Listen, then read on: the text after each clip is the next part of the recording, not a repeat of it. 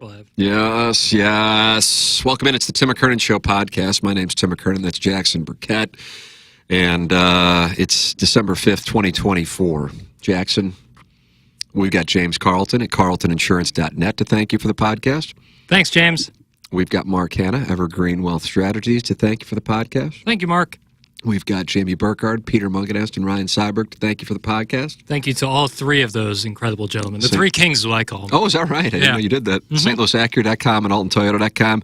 We got Seth Goldcamp online at DesignAirService.com to thank for the podcast. Thank you, Seth, for keeping all of us warm during these cold months. It is cold. Jackson and I are wearing matching shirts today. How perfect is that? So it's so odd. So cute. Every time I want to wear this, I think to myself, I wonder if Tim is also going to throw this on. It's kind of always been like, what's the chances? And so I threw this on today. I was like, at this point, it's not going to happen. We're never going to. And then sure enough. By golly. This is kind of my default around the house. It's a nice lounge Yeah, wear. I really do really like comfy. it. This show's also brought to you, even though they don't know it, by the St. Gabriel Golf Tournament, usually late August. Is that every Crown year. Point? It is a Crown Point. Thank you for asking. It's a good course. It's a little bit of a drive, but it's a good track. You're always welcome to send emails in for QFTA. T. McKernan at InsideSTL.com. TMCKERNAN at InsideSTL.com. And today is a day when we're live streaming on YouTube. Jackson, see you on Sunday at Mizzou. That's from Matthew. Is it Pasley or Paisley, Jackson? looks like Pasley. I will not be in Columbia on Sunday, unfortunately. Rock, shock, J, K. No, unfortunately, will not be making the trek up there. You're going to miss history. I know. I've never seen a Mizzou Kansas game live. That's not true. Right? Not No. true. That's the I've seen a number of them. The fame. It technically wasn't an actual game. It was an exhibition game in Kansas City, and I went to that my sophomore year of college. First time they had played since the famed Marcus Denman Mizzou Monster game at Mizzou Arena. 2012. Yeah. I've got a bunch of emails, and I'm just going to hit them. And here's the deal. It's 12:46 in St. Louis on Thursday, December 5th, 2024. I have to pick up my younger son from school at 2. I got to get out of here by 1:40. All right. How excited are you about that? I'm really excited, especially Because here's the danger. I'm loaded for bear today. Is that right? I am. LTB. I am. So if you got something and you want to get me going, get in the YouTube chat or email me, tmckernan at InsideSTL.com, and I'm willing to go. Yeah. Just want you to know that. This one was sent in at 11:26 this morning, so I'm just going in descending order. I never know. Hi, boys. I'm interested in your gentlemen deep dive into some Mizzou sports topics. Answer one or all, however deep you feel like getting. And I haven't even read the email. I was in a meeting up until about 10 minutes ago. First, Jackson, you said you hate that Gates goes 13 deep, and I agree. What rotation of 8 to 9 guys would you like him to use? Wow, you get to spread your wings on Missouri basketball here. This is a perfect example of what happens when I don't read them in advance. I'll keep it tight. Good. Anthony Robinson, Tamar Bates, Mark Mitchell, Caleb Grill when he's healthy, probably Josh Gray. Will he be playing for Rock Chalk? Probably not. No, I don't think so. I think probably I wouldn't expect him until conference play, honestly. So probably no bragging rights. So Grill, Mark Mitchell, Josh Gray. I really like Warwick. I like Tony Perkins, Trent Pierce, Aiden Shaw. Keep it that. T.O. Barrett, if Anthony Robinson gets in foul trouble, that's my 8 or 9. Okay, there it is. Second, thoughts on the recruiting class this year, and with that, do you think Drink's pitch, besides money, is to come to Mizzou? They got a top defensive end from Florida to Mizzou a few years ago. That wasn't happening. Here's the truth to Gary is the gentleman's name. I honestly don't follow it that closely. I really don't, unless it is like a Luther Burden kind of thing. Or Ryan Wingo from last year. And then the gentleman said, answer what you want to, don't answer it yet. I honestly don't know. Yeah. Third, what do they need to do to get the team to the next level? Just keep constantly winning?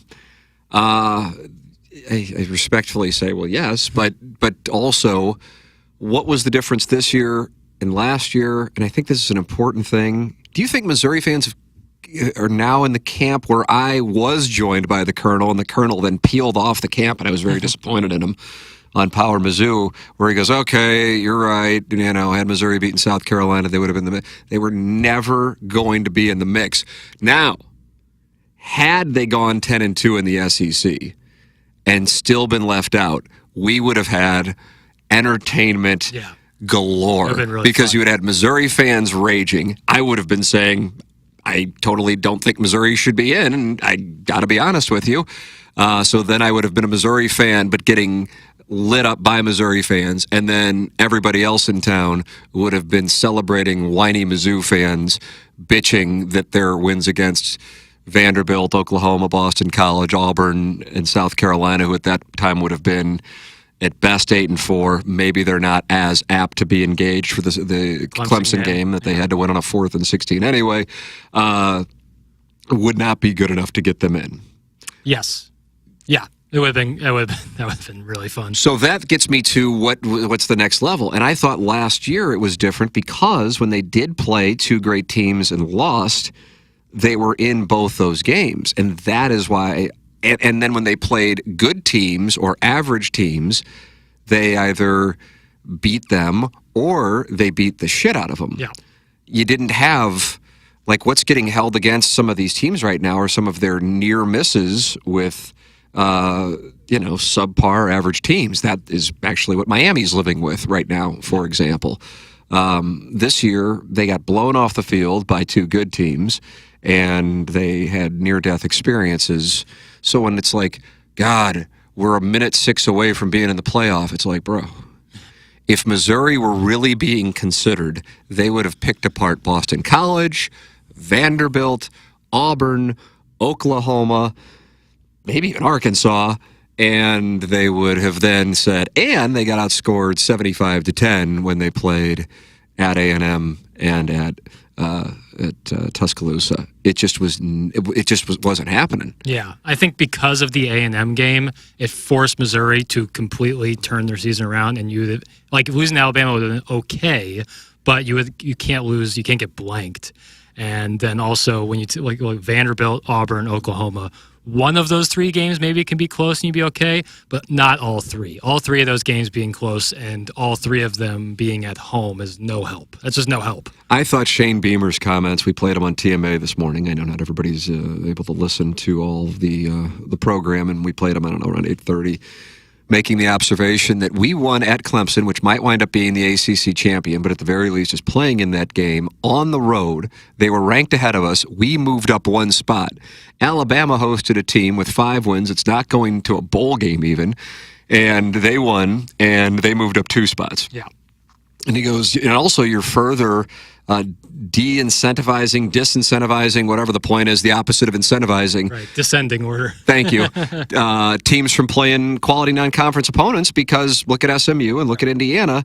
And Indiana actually scheduled out of a Louisville game. I don't know if you knew that. They were supposed to play Louisville this year. I think I did. You did know that. That you got to really be in the weeds to know this shit. Welcome to the weeds. But then they've switched it for some bum team, right? That was like a Western Louisiana, Carolina deal. Right. And hey, whatever. I don't think Cignetti wasn't like, this is our year to get to the playoff. We got to avoid Louisville, But it's a spot. The thing is this isn't like a 15-year deal.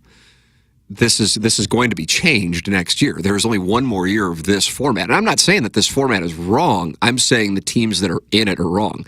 I ranked yesterday. This was I'm curious what you think about this. And I actually really did. I mean, this is so sad. I'm in my basement at my house, and I'm like, you know what? I'm going to rank the teams right now. You're doing the work. This is doing the work. Oregon won, and this is just, and I'd like to think, if you watch or listen to me, you know that if there's one thing that I do pretty well on, it's college. I'm not saying I'm, I would love Texas A&M, and I loved who the fuck else, Clemson. Yeah. But in both cases, they were a yard away from both winning. But either way, it's fine. I lost them. That's that. But I do follow this shit closely. If you ask me to like pontificate on college basketball, I got nothing for you. Oregon 1, Texas 2, Notre Dame 3, South Carolina 4. I know that's outside the box. I would put South Carolina 4. Ole Miss 5, Ohio State 6, Georgia 7, Tennessee 8, Penn State 9, Alabama 10, Indiana 11, Boise State 12. That is what I would do. If I were looking at the teams, and I've watched them all play, I haven't watched them play every game, I want to make that clear, that is where I would go. I think they've got a fucked situation with Alabama getting in over Ole Miss. I don't know how the hell that's the case. A team that just lost 12 days ago to Oklahoma 24-3. But okay, they're going to do what they're going to do. I have a feeling if that team wasn't Alabama's, as in that name, that would be a disqualifier with 3 losses. They've got a fucked situation that I could see them changing for next year, where the conference champions are automatically 1, 2, 3, and 4. Right. Because then that fucks up the bracket going forward. Because right now, truly, the number 5 seed, I think, might be the best spot of the non-first round buys. So if it's Notre Dame or Texas or Penn State, whoever it is, they're playing Arizona State or Iowa State at home, and then they're playing Clemson or Boise State, or I guess SMU, in the next round at a neutral site. Yeah, it's and then huge. Consider, as opposed to, Oregon, I guess, let's say Oregon's number 1, and Oregon would be playing in the next round, not Boise State or Arizona State or Clemson or SMU, they would be playing the winner of Ohio State, Tennessee. So yeah, you gotta. The thing is, though, I kind of look at it, whether it be with like our show, for example. It's like, oh man, I didn't really like it the first week on 101, but now I kind of see you guys are getting back to it. It's like, yeah, but it was a brand new thing, and there was all kinds of hell going on behind the scenes. You got to understand. You got to like give us the benefit of the doubt that we got 20 years. We kind of have an idea of what we're doing. In this particular case, I'm looking at it and I'm going, yeah, there's some things that they probably are like, I wish we had that back, and they will tend to it. They're not like, no, this is great, we're going to defend it. I do think the Alabama thing is fucked. At the same time, the only team I would put in instead of Alabama, as far as that spot, would be Ole Miss, even though I think if they were to play a round robin, I think South Carolina would be the one that I would pick to come out of the round robin. I also think Ole Miss's ceiling is higher than anybody's. Yes. You agree with that? Yeah, I think Ole Miss is a team that, like... Ole Miss, I think, could win the whole thing. Lenora Sellers gets bumped. Yeah. South Carolina is just dead. Yeah. But at the same time, it's fun as fuck to watch, just like it's fun as fuck to watch Cam Ward at Miami. Yeah, I love watching. Cam Ward is so relaxed in the pocket. So that ranking you did right there, Tim, that was... who you think are the 12 best teams in college football. That's right. Okay. Yes. Then I the only one that gives me some pause, and it's just because I just don't think they've played enough quality teams yet, is Notre Dame to be number 3. Oh, you really are down on that? I actually think that they have like notify some people Sinn Féin about you. I wish they could play like one more game against a really good team and beat them. It could be a 1-point win. I don't care. Well, guess what, Seed Dumpster? You're going to get a chance to see him possibly in South Bend under the lights, snow falling against Roll Damn Tide. Guess what, Seed Dumpster? Seems like a great title. You think so? Yeah, I think that's the one. That's been tended to now. Let's see. This gentleman had more questions. What do they need to know? What the fourth? Think the uniform nonsense actually gets kids interested in the university? Yes, it does. Yes, the thing is, it does. I'm telling you, like I think Jeremy Macklin's coming in at some point soon. Super cool. On a TMA, and he came in a TMA. I don't even know, probably 5 years ago. I don't even know why. I remember him being in the studio. Were you there? No. Okay, so then it had to be pre-December 2020. Yeah. So it's probably pre-COVID. Yeah, it's pre-COVID, 100%. It was like a nice day. I think maybe he did my podcast and I had him in. So anyway, he comes in and Doug does his thing about the uniforms. And Macklin, I don't think he's an AM radio guy. Doubtful. It seems like he's on Sirius a lot. He's a Spotify guy. Yeah, probably. And I could tell like he's not like... He didn't get that Doug's like, exaggerating his perspective on this. And then later that night, he like tweeted, I think he was subtweeting at Doug, man, some people just don't get it about this uniform. There's something like that. And I'm like, oh, he's talking about Doug. Yeah.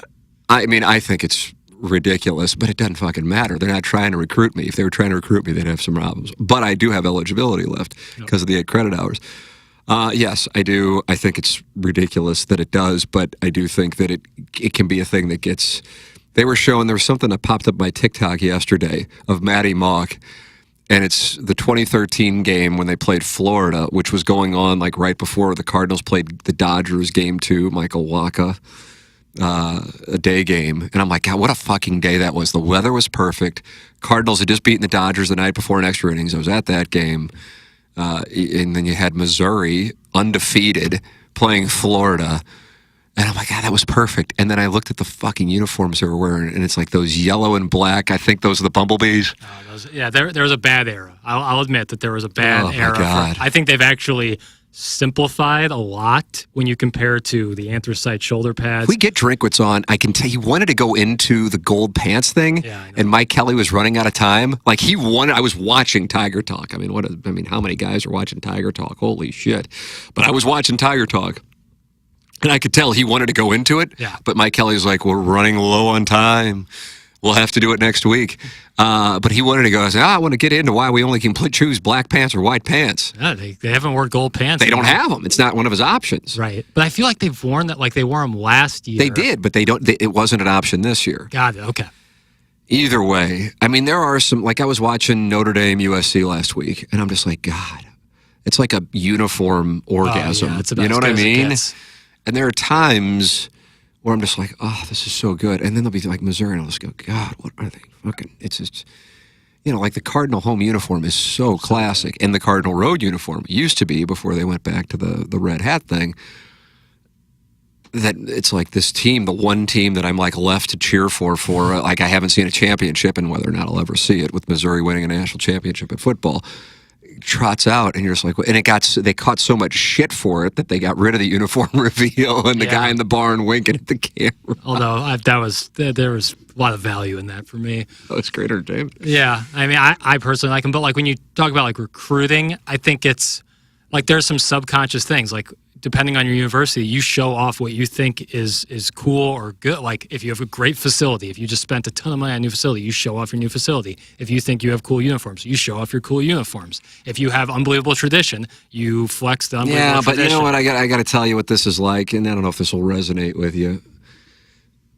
There are some kids in some parts of our metropolitan area, and I'm certain it's not where you went to high school, who thought getting T-tops or a big spoiler or a loud exhaust was quote-unquote cool. And they wanted to show that off. And some of them still do, as a matter of fact, especially if I'm picking up at Uncle Leo's. But just because you think it is, I'm just going to... It doesn't mean it is. Right, but it's totally subjective. However, like I think when you're talking recruiting football players, a lot of these guys go to the same camps, grow up together, play on the same teams. Like they have conversations about what's cool and what isn't, and football teams kind of recognize that and try their best to capitalize on it, I think. You guys match. Tim looks like a divorced dad that picks up his kid once every 6 months and gets blackout wasted at a baseball game. But Jackson is the kid in this scenario. That's from Happy Birthday Maverick in the YouTube chat. I don't know how to feel about that. I don't know. There's a lot there, a lot to unpack. The divorced dad. Oh, God almighty. It's a tough spot. Oh, yeah. Oh, yeah. Tough. I mean. Very tough. You know, I don't know if I can talk about it as somebody who is divorced, but not as a divorced dad. Right. Like when I got divorced, it was only 4 years. We didn't have kids. It was relatively, as simple as a divorce can be. I think it would fall under that umbrella. But I don't feel like I can talk about divorce like people who got divorced with kids. Right. And when it really, like when you actually, like I didn't really have any money then. And you have some money and you got kids and now you're like staring down the barrel of 40 or 50 and you're in St. Louis. Yeah, that's messy. Messy. So I got a divorce under my belt. Yeah. But I don't feel like just because I do. It's like I'm from South St. Louis, but if you know... where I grew up, I'm not really from South St. Louis. When we had Greg Amsinger on the podcast, and I knew he was from St. Louis. You weren't doing that one, were you, when he was on? No. And he's like, no, I grew up in St. John the Baptist Parish. And I'm like, whoa. Yeah. Wow, we got to have a conversation. Because, brother, the fact that you're sitting in New York City doing shows and making well into the seven figures, and you came from St. John the Baptist, that's a different deal. Now, we're both by definition from South City, but you're from St. John the Baptist. And since I'm from South City, I know that you're real South City, you know? Sure. It's like I'm sure your Ladue cohorts are like, oh, yeah, Jackson went to Ladue, but he's from Olivet. Yeah. Oh, they would probably grumble to themselves about it. I could see Oatmeal bitching about it, and Herb, certainly. Neither of those gentlemen went to Ladue, but yeah. I'm sure they still grumbled about it. Yeah, most of my friends, like, not very few grew up in like the Ladue area. Not like it's a big area, like relatively, but not a ton of people because they sit on a lot of acres. You know, they sit on big plots of land in Ladue, but it's almost all residential, so there is a good amount. Yeah, I guess that's true. Now that I think about it, there's just a one street. Were you Ladue? No matter what, you knew you were going there. You didn't like have a quote decision that most of us Catholic grade school kids have. No, once we moved from Webster after I was in kindergarten, so first grade started in Ladue, and that was it. It was not. You were going to be a Ram. No, yeah, absolutely, yeah. And the only like my mom, I don't think would have been okay with me going to a Catholic school. And so you're left with MICDS, Burroughs, or Whitfield, and I don't think either of my parents are cool with 30K tuition was live? Not when you can go to one of the better public schools in the Midwest for nothing. So. And that makes all the sense in the world.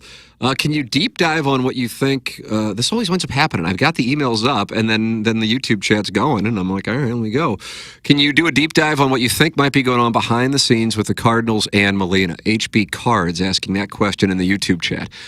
So let me give the backstory. I don't like to operate on the premise that everybody knows what I'm talking about, so I try to add context. I realize for those of you who do know, it's redundant. Benji Molina was on TMA yesterday.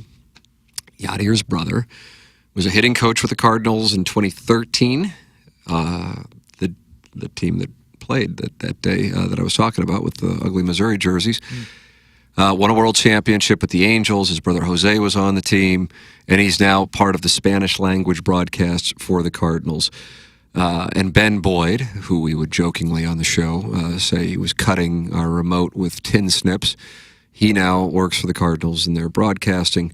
And he texted me, we're doing this on Thursday. I think he texted me on Monday night. I had already popped my sleeping pill, so... He might have texted him back. Who knows what I wrote back. It could have been a cockpick, candidly. Let's be honest. And I said, yeah, we'd love to have him in. I love what's going on with the show that people, like Doug Armstrong's coming in for an hour tomorrow. And like Josh Hertz is coming in. It's kind of what Martin and I visualized when the talk became the possibility of that we could have this opportunity to do this, you know, where people, like Doug has jokingly said, ours is the kind of presentation where friends feel they can drop by at any time. Yeah. Now we're getting people and they're like, I want to come on the show. You know, it's kind of good for business. I think Josh Schertz probably won a lot of fans with his hour on the show. So anyway, I'm like, yeah, this will be good. And usually Martin will bounce it off us. We have a group chat that, by the way, I'm going to get back to the Benji Molina story, but it's me, you, Doug's in the chat. Correct. But it's me, you, and Martin are the only ones ever texting. And Martin said at some point something that I had been wondering too, is if Doug had done with what I do with damn near everybody on social media, mute them, that he had muted the chat. Yeah. And then out of nowhere, Doug popped in with a comment. And I'm like, son of a bitch, he's been reading this and just ignoring it for like a month and a half. Striking. He's struck. He's like Justin in Columbia. Yeah, you know, he's like Boris Diaw. He's just going to like knock down a three once a quarter maybe. So I was like, I'm going to put this to the chat, but it's 9:45. I guess Martin's got a sportscast. You know, I don't know what time you're going to bed, whatever. I'm just like, yeah, well, I know this will be good. Benji Molina will be a good guest. Yeah, 100%. And I know he wants to promote his Christmas toy drive. So cool. And I figure there's some shit to talk about. And I've had him on before. I know he's affable. He certainly has opinions. But what wound up happening yesterday, my phone was, I mean, I don't want to make it like I got 100 texts, but I probably got like 20 texts from people, many of whom I hadn't texted with in a while, who were podcasting or listening live and going, holy shit. Yeah. Like with what he was saying. Mm-hmm. And it wasn't just about Yadir's, number one, offers to manage right now with major league teams, but also like the Cardinals' failure to develop players who then go elsewhere. Yadier's, belief, not Yadier's belief that he's a baseball savant, but Benji's belief that Yadi's a baseball savant, and he's going to manage somewhere in the next 2 years. And if it's not St. Louis, he's not going to close the door elsewhere just because they're not the Cardinals. And it was like, it's a kind of interview that if you're at the Cardinal front office, you're going, oh shit. Now, I don't know if it's been picked up other places. Like if the Post-Dispatch has written about it. I haven't seen if the Post-Dispatch, The Athletic, or if like the other shows on 101, KMOX, KTRS podcast. I don't know. I don't know if it's. I think I got all kinds of my social media notifications were also beeping yesterday. Yeah, like crazy. But I'm sure the Cardinals are like, God, I hope this goes away. Right. Because that's just the kind of thing where you're like, oh my God, you've got the brother of Yadier Molina saying he wants to manage. He's gonna manage. And you've got an unpopular manager at an unpopular time for the organization. And can you imagine if Yadier Molina is managing, take your pick of any other franchise, but my God, what if it were a team in the National League? And, or it's Central, especially. And then he takes off, and you're like, we can't, especially, and this is how I have seen the lens in particular over the last few years, and maybe this is because of Balloon Party, and I paid attention more to it, is how different the way the Cardinals and the Blues do business. I oftentimes talk about the messaging, but the Blues going out, and Armstrong might say it tomorrow when he's in studio with us from 9 to 10, like that's such a textbook Blues move. The Blues are business, but yet somehow have the approval rating of being, we got to pull for the Blues. They're the underdog. Blues will Doug Armstrong will pull out a gun and just right in your eyes, and I'm not even asking if you have any last words. Just going to pop you. Yeah. And then if there is somebody out there, and by the way, I want to make it clear, to compare Jim Montgomery and Yadier Molina, it would be ridiculous. Jim Montgomery led the Stars to, 3 inches away from going to the Western Conference Final the year the Blues won the Cup. What he did in Boston, ridiculous. This is a proven commodity. Yadier Molina would be yet another first-time manager. Right. But the Cardinals did have a chance to get Terry Francona in 2011, and they went with Mike Matheny. So we do have somewhat of a precedent to compare and contrast to, and that's what the Blues do. They make plays to win. They're the guy at the poker table who are going to force you to make a decision by betting and bluffing and putting you to the test. The Cardinals wait for cards. That would be my poker analogy that may only resonate with a handful of people. So, what was Benji Molina doing yesterday? What has been going on with Yadier Molina? I know nothing. When Martin talks, I get the sense that he has an informed opinion. I put things together based on, like I happened to be right on the Montgomery thing, but that wasn't because me and Armstrong are texting, It's just like I kind of have an idea of the dynamic with a little bit of inside information on Montgomery, not necessarily loving the situation in Boston for his family, knowing his wife's from South St. Louis, knowing his kids loved being in St. Louis, and knowing the way Doug Armstrong operates. It worked with Montgomery, I guess. I mean, I still like the move, whether he winds up falling on his face or not. I'd be surprised, but because inevitably this team's going to, I think, regress. I don't expect them to continue on this ridiculous pace. You make the move. He also got burned by that aggression when he's like, okay, fuck it, Pietrangelo. We're not going to wait around. We're getting Torrey Krug. That's the same kind of thing. It cuts both ways. And take your pick of some free agent moves or long-term contracts that you're like, holy shit. The Cardinals wait. And the Cardinals haven't had to make those moves because the Cardinals have had 3 million people coming through and a ridiculous television contract, so they haven't had to be aggressive. The Molina thing, in my opinion, the most confusing move I've seen since I've been doing television and radio in St. Louis, for real, is the Ali Marmol extension. I can't. I don't know. I still don't know. I always. It sounds like I have a stutter every time we start talking about it. A last place team, and you're 3 weeks before the season starts, 2 weeks before the season starts last year, just so it's out of nowhere. And what was the reason given? Well, Mo fixed the pitching. All right. And once we did that, we just wanted to. I'm going, what in the fuck is this? So when that happened, I was texting with somebody about it the other day, And they go, do you think that the Molina thing had anything to do with the Marmol thing? And I said, I do, and I've always thought it was possible, but I can't connect the dots. So again, that's why I use these poker analogies. You have incomplete information. That doesn't mean you can call out the hand, but you can put people on a range of hands based on the behavior. And so you have a team finishing in last place. You have a team that goes out and signs a bunch of pitchers, but they're 2 either one-year deals with a club option for a second year or for a big-time free agent, relatively speaking, with Sonny Gray, considering how big the contract was, only a 3-year deal. So to me, they're telegraphing that they know their short-term financial situation is a concern. I talked about that all offseason last year.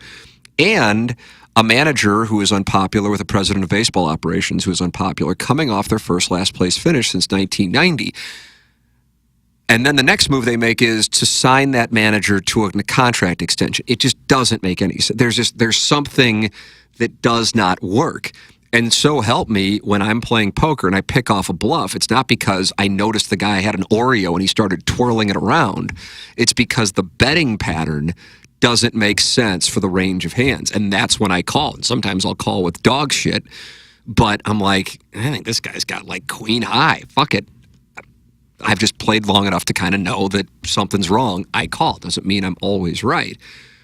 So what also happened last year in the first quarter of the year, I guess this year, I should say, January, February, March this year, John Mozeliak's at winter warm-up, and he's asked a question about something or another, and the fan wasn't happy, and he goes, I bet you're excited, though, about Yachty being involved this year. And I'm like, oh, God, they're selling that. Well, then Yachty never showed up. No, he did not. Not once. No. Something happened. Something happened, period. Now, I don't know it, but oh my God, if this is a bet, I'm betting it. And then you go into, and they, at the same time of spring training with 2 weeks left, give Ali Marmol a contract extension. And I can't help but think they're related. And then I can't help but think that Benji and Yadier have talked, and that was not the plan yesterday. Benji wasn't like, "Hey, I want to come on." That's not what that was. He was on to promote the toy drive. We just started bullshitting with him, and then he took the opportunity, I think, to make public a conversation that I think are conversations that he and Yachty may have had about his desire to manage in St. Louis, his frustration with things in St. Louis. And then kind of use if they don't sign him here when his son's done playing high school ball in Puerto Rico, he's going to manage in 2026, and he's not going to sit around and wait for the Cardinals. And so that became like a campaign. Yeah. That's what I think, and I absolutely think that they are related. I want to make it clear. I don't know that they're related. I am putting all of this together. I do think they're related. The extension for Ali Marmol being the smoking gun. Yeah, I think with that piece that Benji talked about yesterday about the timeline of when Yachty manages, that can very well be connective tissue between the confusion around the Marmol extension, because there's no doubt that's a very confusing move. You can say you don't want a lame duck manager, or you don't want the pressure to come when they start off poorly, but that to me is flimsy. Whereas if you put that connective tissue with what Benji was talking about yesterday, that to me makes more sense. Yeah, and perhaps I've wondered about the Mozeliak thing. He's already unpopular anyway. I would imagine over the next week or two there are going to be a number of moves that I think I'm going to be endorsing the fuck out of them.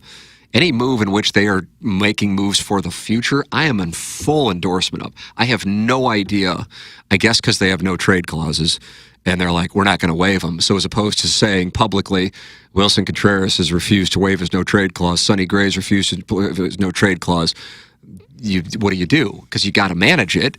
Right. And if you don't have, and this isn't like limited to St. Louis, this could be New York or LA. It's not a Midwest thing. You feed red meat to your fan base. Sonny Gray wants to be here. Wilson Contreras wants to be here. Wilson Contreras already has God only knows how much money in the bank, and he doesn't want to spend the next 4 years of his contract riding pine. Right. So, I'll play first base. They're like, okay, fine, fuck it. Well, you got Wilson Contreras for first base, and hopefully he hits well, and maybe we can trade him away at some point, you know, because we went out to sign a catcher, and he became a DH a month into the season, and somehow the deal gets approved around here by the fan base, and it fucks me up beyond belief. And then secondly, Sonny Gray's like, yeah, I got family in Nashville. I don't want to be I don't want to be in LA for 7 months of the year. I want to be close. I want off days to be able to fly back and forth in 45 minutes. I can't. So no, I'm not going to. I signed here to win a championship, and now all of a sudden we got this. I'm not going to waive it. So you go, oh, Sonny Gray and Wilson Contreras want to be here. Okay, fine. You haven't heard that about Nolan Arenado. Why? Because he had the same conversation, except he said, I want to go, and it's going to be these handful of teams, or this team that might be borderline, but they wind up bringing in so-and-so, and now they're a real contender. That's what I think is going on there. But trade Arenado, I'd love for them to trade Gray and Contreras as well. It sounds like they have made it clear they're not going to allow that. We're going to spin it in, do they want to be here? Bullshit. They want to play. And I get it. And one guy wants to live close to his family. And I don't blame him. I'm not faulting him for it. But the spin that they want to be here to help the young kids is not. I don't believe that to be the case. If it is the case, I apologize. And then anybody at Helsley for sure. Gone. You got to acquire. This is just standard stuff. And the other thing about this is I think the fan base will welcome it. I think the fan base will be excited about this move. Don't get me wrong. There are always going to be people who bitch about things. But overall, have you improved? Have you brought a world championship or a regular season in which you win 90-plus games closer to reality by doing that? Yes, because it's not happening next year, barring that 0.5% chance. So you have a responsibility to your business to do it. Yeah. And I expect those moves to be made. And so what I've wondered is they're like, okay, Mozeliak's already unpopular anyway. We'll keep him around. So that way Bloom gets the clean slate as opposed to Boston where he came in and then he had to fucking trade Mookie Betts. Right. And everybody hates him. So let Mozeliak do the dirty work. That way we can let him finish that out. Right. And then maybe Marmol sticks around, although I don't think that's why the extension was around. We're not going to whack him. Oli Marmol taking the extension out of it. I don't have anything against Oli Marmol. I'm talking about the extension being ridiculous. What's his case going to be to get to stick around for 2026? Oh, yeah. I mean, I guess if they win like 85 games and get one of those playoff spots, then I suppose maybe that's the case, and then anybody can make a run. But yeah, going back to the Molina thing, there are just some people who are obsessed with competition, and they need competition. And Yadier Molina is, without question, one of those people. Yeah. And so, yes, he made hundreds of millions of dollars. And I know for everybody who listens to this and watches this, probably everybody who listens and watches it, the idea of being around 40 and being able to lie in bed until noon if you want and walk out and you live on a body of water and playing golf or traveling or whatever the case might be, or watching your kids play whenever you want, sounds incredible. I'm telling you, and I told this little anecdote yesterday on TMA, I recall Edmonds, and this wasn't on, I don't think it was on the air, I think we were just bullshitting one time, saying to me, he goes, I know people don't want to hear it. He goes, but the thing that's kind of weird is most of us are done in our mid-30s. If we're lucky, we get to our mid-30s. Most guys don't get to their mid-30s. And we've made all the money we're ever going to need, also for our kids and our grandkids. And all we've known is playing baseball. And then you got 40, 50, 60 more years to live, and you're a third of the way through your life. And after a few months or a year, you're bored. Yeah. You're bored. It's not a case of like, oh, this sucks, I wish I could play. No, you don't know what the fuck to do. Right. Now, I think Edmonds would acknowledge, while he, like Yadier Molina, I think LaRusse would probably say this about both guys. I've heard him call Edmonds a baseball savant.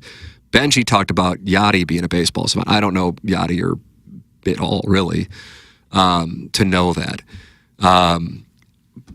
But the way he was describing, I'm like, okay, this makes sense what he's talking about with why he's been successful. He sees things that nobody sees, but then they happen. Then that can be, when you combine it with competition and that competitive spirit, in addition to having the respect of major leaguers because of the way you played the game, that can be a recipe for a really successful player. It also can be a recipe for what we've seen with another guy who's super competitive, who misses the competition and spends every day usually playing 36 holes of golf, and then tries to apply it as an owner and hasn't had success in Michael Jordan. Right. And one of the issues there is it came, I don't want to say came easy because I think the guy worked his ass off at basketball because he loved it and he was competitive. But for him, he was able to do things that almost everybody who's ever lived couldn't do. And then he's like, well, why can't you do that which came easy to me? And then that makes that guy not a great management person, because he sees the raw goods and he's like, oh, once he does what I was able to do, he will be able to. And then he's drafting guys who, probably, Michael Kidd-Gilchrist. I was about to say, Jackson's about to name. Shot like this. Shot like this. So the delta on Yadier Molina as a manager is wide as fuck. Like Martin was talking about, I could see him just like leaving in the middle of the year. Right. Just getting frustrated with guys and just fucking leaving. That'd be so fucking funny. I mean, that's what Whitey Herzog did. He just shut it down. He just got so frustrated, he just shut it down. And the other thing, and the biggest thing is, now, and maybe they're like, but Mozeliak was going to be out anyway, don't underrate this part of it. And this is a real thing, man. I don't know if it really goes, I don't know. The last, Matheny, Schilt, Marmol, since Tony La Russa, even though Schilt can be a banty rooster, I don't know, I guess maybe if you saw Randy Rosarena's post-game, you know it. There's a little peek behind the curtain. Right. Because otherwise you'd never think that. Right. But there's some intensity on all three of those guys, but still, they don't have the equity in the game that La Russa had to go at the front office. Yadier doesn't give a fuck if he has it or not. And this is tired, if you've heard me say it before, but it does drive home the way that we thought about it, and it was joked around about the Cardinal organization, that at spring training, of course, when Mike Shannon was alive, that if Yadier Molina parked his car in center field and Mike Shannon parked his car in center field, they wouldn't go, who are we going to ask to move it? We'd go, fuck, we'll just play around it, because nobody would want to go up to either one of them and ask them to move the car. That's how much they were feared, both Mike Shannon and Yadier Molina. Not because they're like these raging assholes, it's just because they're like this intense, and they've earned it. Yeah. And they'll quickly tell you to go fuck yourself, because they're kind of that. Point being, if Yadier Molina is the manager, Yadier Molina is going to be up there with Bill DeWitt Jr. as far as power in the organization goes. Haven't seen that here. Haven't seen that here since 2011, and I don't even think he was in that spot. No, not like Yadier. At that point. So that's a whole nother thing. Yeah. If he isn't getting along with a guy, if a guy, I mean, it's a different ball game, man. When you got $250 million guaranteed, even though Yadier Molina made a shitload of money, that's a different thing, Right. And so. Listen, I mean, we are in St. Louis. We're talking Cardinal baseball, like talking Packer football in Green Bay. And this is, without question, the least we've talked about the Cardinals in the month of November and December in my career. And that's 6 years in St. Louis. And I don't even know what direction we would go, with the conversation. Last offseason, probably the second least. That's correct, because they made their moves right away in November, I think, before Thanksgiving. And that was it. Well, we took care of the pitching. Okay. But either way, I understood the reasoning, because I think they were worried about the television situation. And as it turns out, that was it. So if you just wanted to make a move for a splash, then you got the obvious one there. So I appreciate that that's not what they're doing, but I also don't know if it's something that they want to do. And by the way, I'm not sure that it's going to work.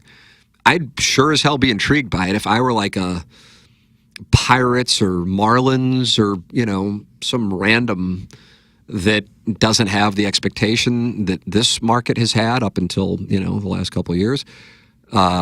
You have a lot less to lose. Furthermore, it was talked a little bit about today on TMA. If you get into a spot where it becomes a disaster and it tarnishes his legacy. I mean, Don Mattingly is a guy...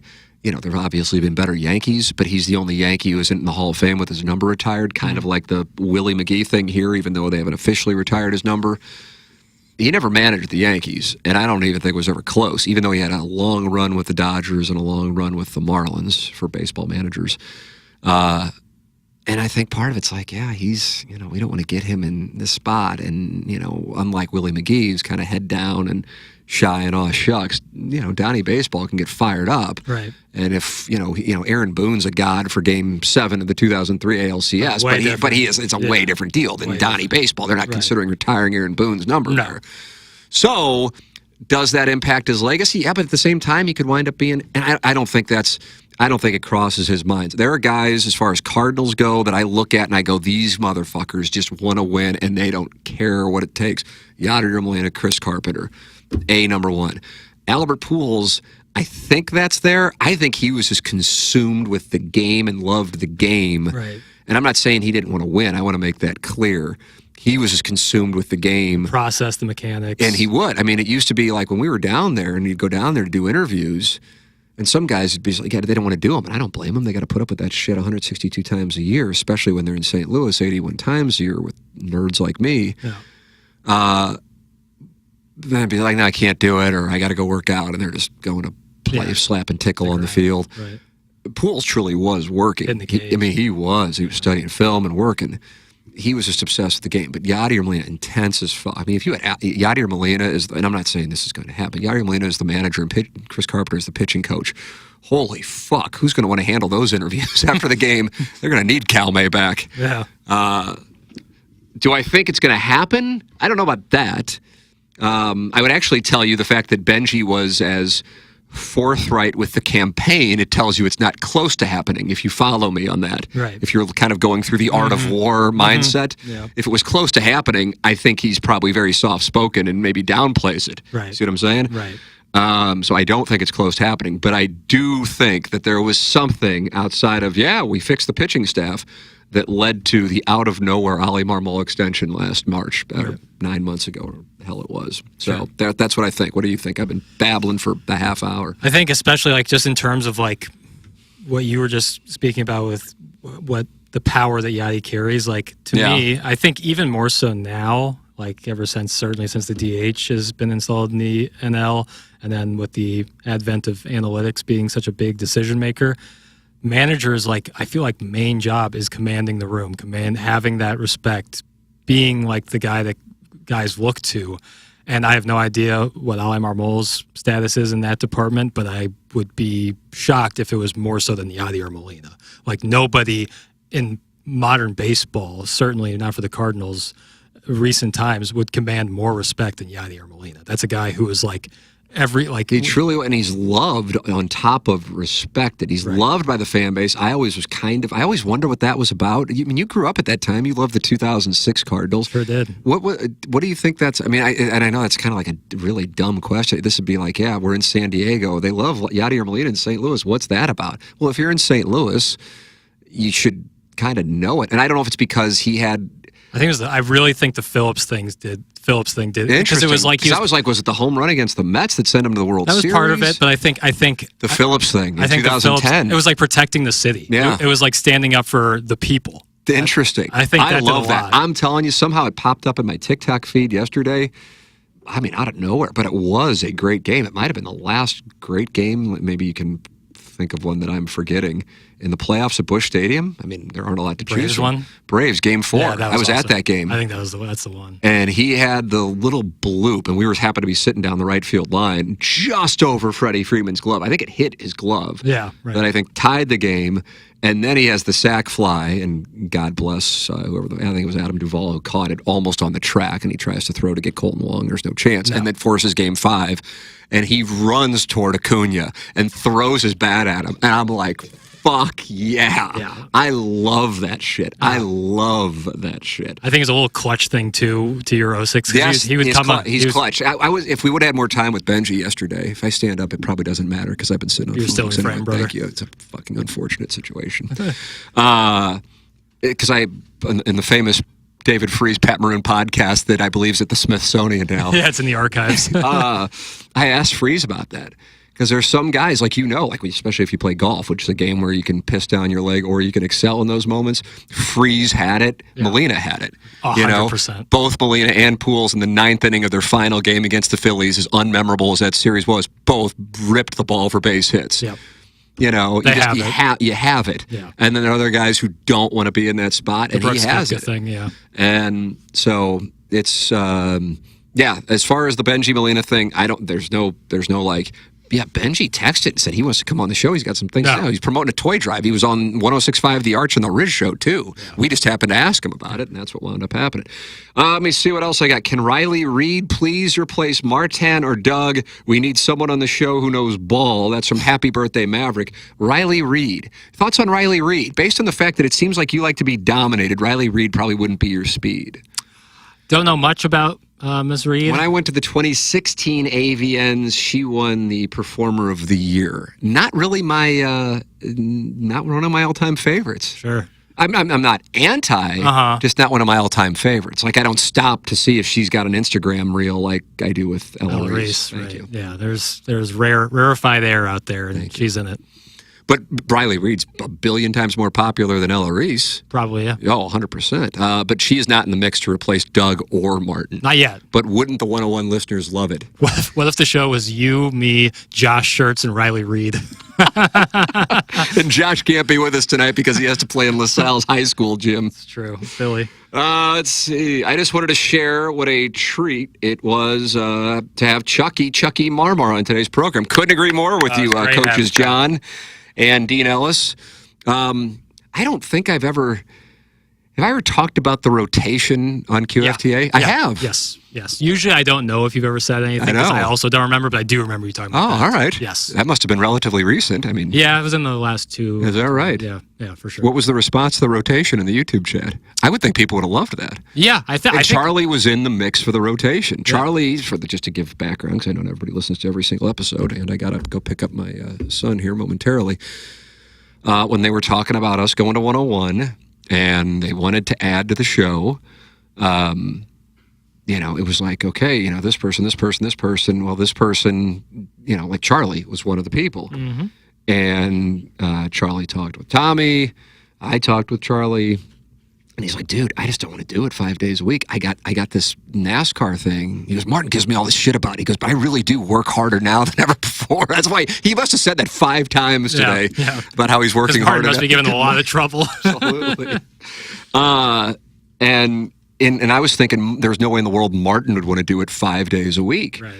And so, whatever it would have been, but maybe I said it before, so it's nothing new, but for those who didn't hear it, Charlie doing a couple days or a day, I think is what he was interested in doing. Martin doing a day or two, the cat possibly doing a day or two, Wellington when he's at Caddy and possibly doing a day or two, gluten-free perk, who else? I don't want to leave people out if they're Vitali, Cam. Cam, right. Because Hubbard wanted people with sports background if it's going to be on 101. That was the thought process. So anyway, Charlie's just got this thing going with the NASCAR thing, but he gets the TMA dynamic, and so it was a perfect fit. It wasn't like I was like, I can't wait for him to come in. And now that he sees, come in and like we break down like the Cardinal bullpen, he gets what we're doing, right. And my guess is he'll be back and talking Ohio State and calling for Ryan Day's job again. Let's see what else I got here, Jackson. What do we try? I see Chairman Kurtz in there. Try doing joint custody of the dog. I think it's a divorce comment. Oof. I've got some friends who have that situation. Does Chairman Kurt have that situation? I didn't know that. I believe so. Let's see. Serious question. If I sent Jackson a few questions for Coach Schertz next week, would you pass them along on air? That's Kwame Voyukas IV, who is a big Billikens fan. I can't say yes automatically because, if they're so into the weeds, you can't do that. It would only be entertaining to me. But like the non-ling, right? Kevin Lorenz, the non-gay, we text all the time during Blues games, and I love it because he sees things I just don't see. I said, oh, by the way, man, Armstrong's going to be in studio because he was asking me my thoughts on something with Armstrong, and I go, oh, fuck, I'll be able to ask him on Friday. He's going to be in studio from 9 to 10. I go, that's probably, he sent me, I woke up this morning, and he must have sent me, I said, send some questions if you got them. And I'm equipped for Doug Armstrong. Sure. With the non-lings questions. So Kwame Voyukas IV, you can send them in, and if they're not going to be too far into the weeds, then I'll answer them if they're too far. Jackson will answer. I'll answer them for you. A little behind, but there was manufacturing issues with the gold pants. Last year's weren't actually Nike, but they put that logo on them. That's from Kyle. How about that? That's inside baseball, Kyle. That's like when I was in the first grade. I really wanted a shooting sleeve, like my hero, Dwayne Wade, but I didn't have one. My parents wouldn't buy one, so I took a long baseball sock, cut off the foot part, and put it on my arm. How'd that look? Awful. Just awful. I wore it to school. My parents, God bless them. Happy birthday, Mavericks, having a huge podcast. Just learned of this Ella Reese. God damn. Yeah, I want to pull Ella aside, and she's taller than me flat-footed. Is that right? Oh, now you're a fan. Now you're a bigger fan. Yeah, Well, I think she's like 5'10". Yeah. And say, listen, here's what I'm going to do for you over the next 2 years. We're going to get you into the 9-figure net worth. I just need 2 years from you. Yeah. But I need a commitment for 6 days a week on the schedule. That's what I need for 2 years. And then after that, sister, you're not even 30. Shut her down. Go wherever you want. But the next 2 years, I'm going to get you to 9 figures net worth. Are you with me? Good. Sign right here. And off we go. There it is. That's what I can do. I can't do that for Romy Rain. No. I can't. I can't do that for Kenzie Reeves. I can't. I'd love to. I could try for Bunny Madison. I could try. Your reach only goes so far. Question before you head out. Has there ever been a stag actress who has fully emerged out of the porn industry into mainstream acting? Mainstream acting, I think maybe the closest would be Sasha Grey. Yeah, so she made it the furthest, you think? Yeah, but I really do think, like, I just think the stigma is so decreased on it, which is so great. It's like, why the fuck? I'm telling you, like, the evolution of the perception of Lisa Ann just on our show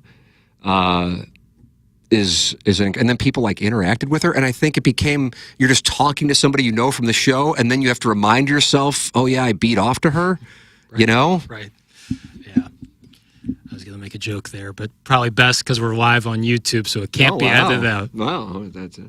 Now that it is colder, would QFTA be more than just once a week, like the daily ones that you did in January? That's from RC. I don't know. I honestly don't know. There are so many things. So we got season 2 of Stupiracy starting. We've got something going on with Sound Story. Obviously have TMA. I don't know. I enjoy doing it. Yeah. I'm going to be doing another show in addition to that one. Right. Hey, the proverbial good problem to have. Sure. But I enjoy doing QFTA. I would love to be able to bring in guests. I love having bullshitting conversations, like interviews, So I love that we're doing that on TMA now. Oh, yeah, it's great. Super fun.